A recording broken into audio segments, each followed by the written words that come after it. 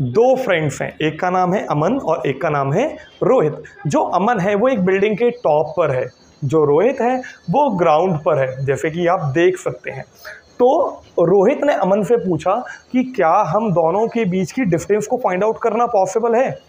तो अमन ने कहा नहीं, practically it can't be possible, ये नहीं है पॉसिबल। तो रोहित ने कहा नहीं, ऐसा नहीं है। मैथमेटिक्स का एक कॉन्सेप्ट है जो कि हमें हेल्प करने वाला है। हम मैथ्स की हेल्प से फाइंड आउट कर सकते हैं कि कोई अगर चीज़ टॉप पर है, किसी बिल्डिंग के टॉप पर है, तो उसकी डिस्टेंस को हम ग्राउंड से भी मेज़र कर सकते हैं। जैसे कि अगर कोई आदमी कुतुब मीनार के ऊपर खड़ा हुआ है और उसे ज़मीन तक की डिस्टेंस को फाइंड आउट करना है तो ये पॉसिबल है। कोई आदमी अगर ताजमहल के टॉप पे खड़ा हुआ है, उसे ज़मीन तक की डिस्टेंस को फाइंड आउट करना है तो भी ये पॉसिबल है। कोई इंसान अगर एक पिरामिड के ऊपर खड़ा हुआ है और उसे जो लैंड है वहाँ तक की डिस्टेंस को मेज़र करना है, वहाँ पर अगर कोई आदमी खड़ा हुआ है तो वो भी पॉसिबल है। ओके, तो ये सब कुछ पॉसिबल है। You know what is the reason behind it? We call it trigonometry. I know this word is new for you all, but in today's class we are going to learn about a very interesting topic that's called trigonometry. Hello everyone, welcome to our YouTube channel, that's Ray Classes Firozabad. Today we are going to learn about trigonometry. होता क्या है trigonometry? हम 10th में पढ़ते हैं, 11th में पढ़ते हैं, 12th में पढ़ते हैं, इवन 12th के बाद भी पढ़ते हैं। ऐसे ही नहीं है सिर्फ मैथ में हम पढ़ें, फिजिक्स में भी इसके कॉन्सेप्ट आते हैं। ट्रिगोनोमेट्री एक बहुत इंपॉर्टेंट कॉन्सेप्ट है जिसके बारे में हम सभी को पता होना चाहिए। अगर 10th में ये टॉपिक हमारा वीक हो जाता है तो हमें 11th में भी इससे डर लगता है, फिर 12th में भी हमें इससे डर लगता है। तो अच्छा ये होगा कि आज हम इस टॉपिक को बहुत अच्छी तरह समझ लें, बहुत आराम से, बहुत प्यार से। ये जो वर्ड होता है ना ट्रिगोनोमेट्री, ये 3 वर्ड की हेल्प से मिलकर बनता है। पहला वर्ड है ट्राई, दूसरा वर्ड है गोनो और third word is metry. So what is the meaning of this word tri? बेटा ये जो ट्राई है, ट्राई का मतलब होता है ट्राई एंगल। ये जो वर्ड है गोनो, गोनो का मतलब ग्रीक लैंग्वेज में होता है साइड्स। एंड मेट्री, तो मेट्री ये जो वर्ड है ये मेट्रॉन नाम के वर्ड से बना है और इसका मतलब होता है measurement. So, one thing is clear in our mind that the concept of trigonometry is related to the triangle, its side and its measurement. But now one thing come in our mind, एक चीज़ हमारे दिमाग में आती है कि trigonometry में किस type के हम ट्राइंगल यूज़ करते हैं। ट्राइंगल तो बहुत सारे टाइप के होते हैं। आइसोसेलियस ट्राइंगल होता है, इक्विलैटरल ट्राइंगल होता है, ऑब्ट्यूस एंगल ट्राइंगल होता है, एक्यूट एंगल ट्राइंगल होता है और राइट एंगल ट्राइंगल होता है। तो मैं आपको एक बात क्लियर कर दूं, the concept of trigonometry is only applicable on right angle triangle.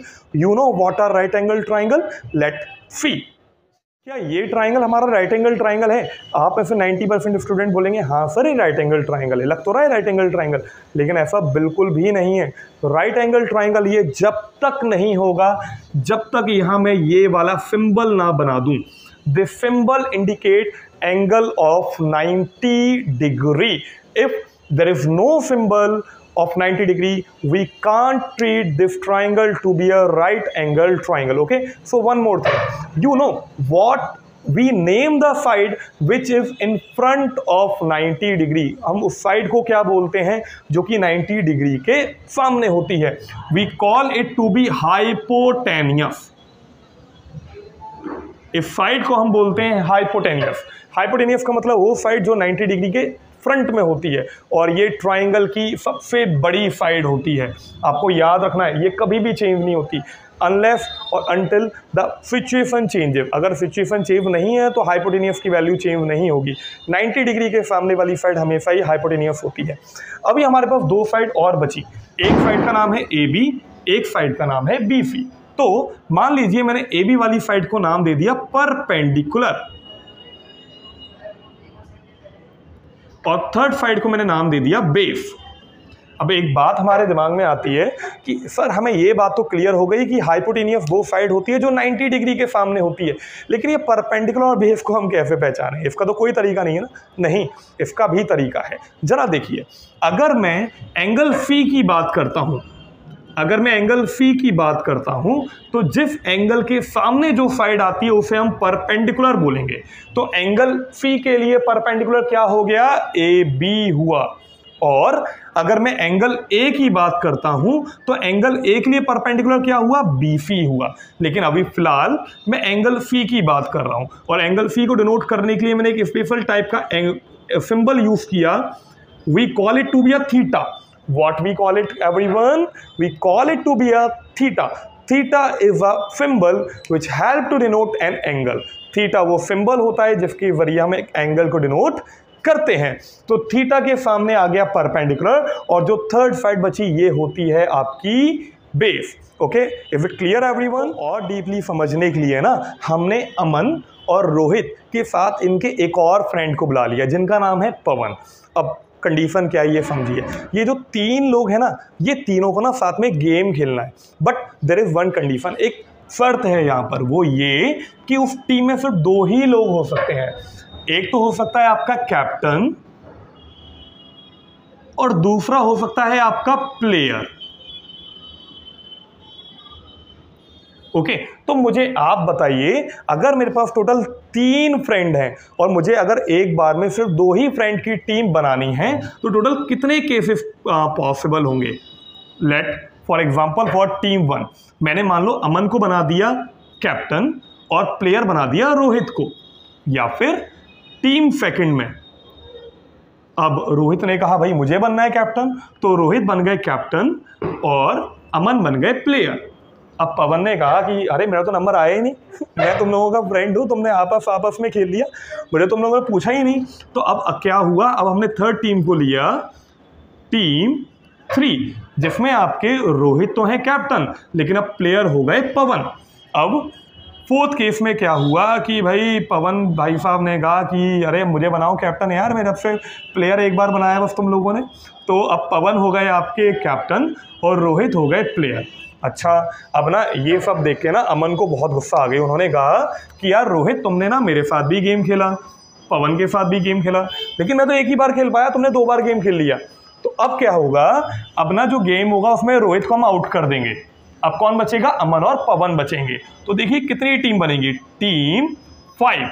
अब मान लो इसमें अमन हो गए आपके कैप्टन, प्लेयर हो गए पवन, या फिर टीम 6। बताइए अब क्या केस बनेगा आपका, जिसमें आपके पवन होंगे कैप्टन और अमन होंगे प्लेयर। अब आपके दिमाग में बात होगी कि सर हम पढ़ने वाले थे ट्रिगोनोमेट्री के लिए बारे में, आपने पहले में बताया ताजमहल और पिरामिड के बारे में, कुतुब मीनार के बारे में, इतनी सारी चीज़ों के बारे में आपने बताया, लेकिन अब ये जो आप क्या 3 लोगों के प्लेयर के बारे में ले आए कंडीशन। अब जरा मेरी एक बात समझो आप लोग, जिस तरह से यहाँ 3 प्लेयर है ना, इसी टाइप से आपके ट्राइंगल में भी 3 ही साइड होती हैं, और अगर हम उन ट्राइंगल की 2 साइड को एक बार में लें, जैसे कि यहाँ टीम्स में हमने 2 प्लेयर को एक साथ में लिया, तो बताइए कितने केसेस बनेंगे। तब आपका आंसर आएगा सर बहुत इजी है, टोटल 6 केसेस बनेंगे। एग्जैक्टली, ट्रिगोनोमेट्री में भी 6 ही केस बनते हैं। कितने केस बनते हैं? 6 केस बनते हैं। Only we have 6 cases in trigonometry. 6 cases हमारे पास होते हैं। क्यों 6 केसेस होते हैं? क्योंकि 3 साइड हैं। कौन कौन सी? हाइपोटेनियस, परपेंडिकुलर और बेस। और ट्रिगोनोमेट्री में हम एक बार में 2 ही साइड के रेशियो लेते हैं, जैसे कि PB, PH, BH, any 2 side. So how many total condition should be there? There should be 6 condition. अब एक काम करते हैं, ये जो अमन, रोहित और पवन है ना, इन्हें हम रिप्लेस कर देते हैं, और रिप्लेस करके यहां पर हम 3 साइड के नाम लिख देते हैं। मान लीजिए पहली वाले को आपने नाम दे दिया, पहला है आपका hypotenuse, then perpendicular, then base. Okay, तो बताइए आपके केस क्या क्या बनेंगे। पहला आएगा HP, फिर क्या आएगा PH, फिर PB, फिर BP, फिर HB, फिर BH। तो आपने ये देखा कि जब हमने 3 साइड्स को लिया तो टोटल हमारे रेशियोज कितने बने? 6 रेशियोज बने। अब क्या करते हैं, हम इन्हीं 6 रेशियोज को अलग अलग नाम दे देते हैं। जैसे मान लो कि अब भाई नाम को भी मीनिंग तो होता नहीं है। अब जैसे मान लो किसी का नाम अमन है, तो ये ज़रूरी थोड़ी ना वो बड़ा अमन पसंद करता हो। अमन का मतलब होता है सुख शांति पर पसंद करने वाला, ऐसा कुछ भी नहीं होता। तो अमन का बेसिकली कोई भी पर्टिकुलर मीनिंग नहीं होता है। इसी तरह से ट्राइंगल की बात करते हैं तो यहाँ पर भी 3 साइड हैं, एक को हमने नाम P दिया, एक को B नाम दिया, एक को H नाम दिया। अब हमें क्या करना है, इनके रेशियोज बनाते हैं। जरा समझो किस तरह से हम रेशियो इवली बना सकते हैं। रेशियोज को बनाने का बड़ा आसान तरीका है। आपको मैं एक सिंपल ट्रिक बताता हूँ, that is P upon H B। Okay everyone, ये जो P अपॉन H है ये हमारा पहला रेशियो हो गया, तो इसको हमने नाम दिया फाइन। बहुत से लोग फिन बोलते हैं, फिन नहीं फाइन। अगला जो आपका रेशियो है वो है आपका B अपॉन H, इसको हमने नाम दे दिया कॉस। क्या नाम दिया क्लास? कॉस नाम दिया। फिर अगला हमारा रेशियो है वो है P अपॉन B, जिसको हमने नाम दे दिया 10। ओके, फिर हमारा अगला जो रेशियो है वो है B अपॉन P, इसको हमने नाम दे दिया कॉट। फिर हमारा जो अगला रेशियो है उसका नाम है सेक, लास्ट वाले का कॉसेक। अब आपके दिमाग में बात होगी, सर ये ना जो कॉन्सेप्ट है ये इजी तो है लेकिन ये याद करना बहुत डिफिकल्ट है, PBB अपॉन HHB। तो फिर याद करने का सिंपल तरीका बताता हूँ। देखो, पंडित, बद्री, प्रसाद, हर हर बोले, ये सिंपल एक तरीका है जिसकी हेल्प से आप एक राइम की फॉर्म में से याद कर सकते हैं। Okay everyone, so I hope आप लोगों को आज का जो इंट्रोडक्शन पार्ट था ट्रिग्नोमेट्री का वो क्लियर होगा।